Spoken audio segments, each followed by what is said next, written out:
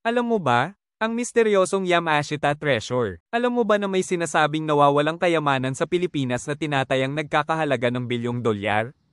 Ito ang sikat na Yamashita Treasure, isang misteryong hanggang ngayon ay palaisipan pa rin sa marami. Ano ang Yamashita Treasure? Ayon sa kwento, ang kayamanan ay pinaniniwalaang itinago ng mga sundalong Hapones sa pamumuno ni General Tomoyuki Yamashita noong World War II. Binubuo raw ito ng mga ginto, diamante, at iba pang mahahalagang alahas na ninakaw mula sa iba't ibang bansa sa Southeast Asia. Saan nakatago? Sinasabing itinago ito sa mga kuweba, bundok, at lihim na tunnel sa iba't ibang parte ng Pilipinas, partikular sa Luzon at Mindanao. Isa sa mga pinakatanyag na lokasyon ay ang bundok ng Baguio at ilang kuweba sa Batangas. Mga sinubukang maghanap, maraming treasure hunters na ang nagtangkang hanapin ito, ngunit karamihan ay nabigo.